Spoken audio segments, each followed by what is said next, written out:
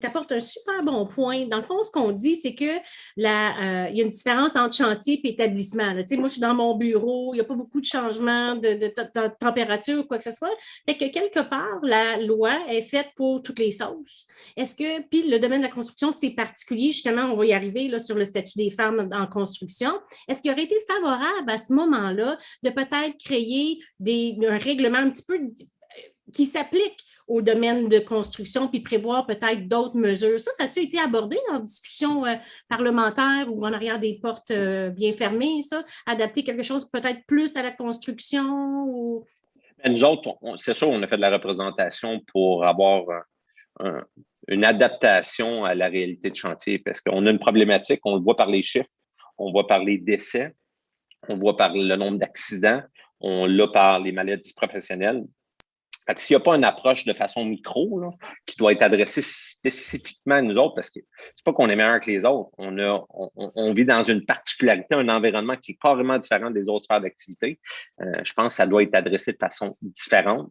Fait que, oui, ça a été proposé, mais ça n'a pas été retenu loin de là.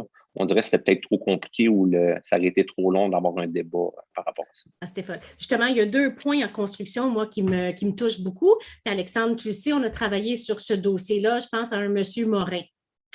Il va être content que je le nomme. C'est un travailleur qui a travaillé toute sa vie en construction. Puis malheureusement, la loi est faite que pour être indemnisé, il faut que tu aies un événement imprévu et soudain. OK? Sauf que nos gars de construction, ben, tu sais, qui va peinturer toute sa vie pendant 20 ans, s'il fait une réclamation comme d'usure, c'est rarement accepté.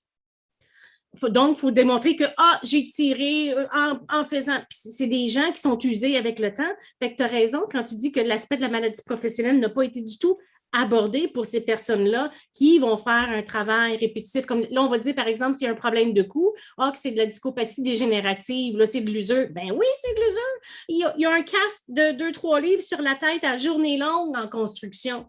Mais on dirait que la loi n'est pas adaptée à ce genre de situation-là. Exactement. Puis une des problématiques qu'on vit aussi, sans parler de maladie professionnelle, juste un accident banal, la déclaration. Les travailleurs n'ont pas l'habitude de remplir des papiers. C'est pas qu'ils sont pas plus intelligents que les autres.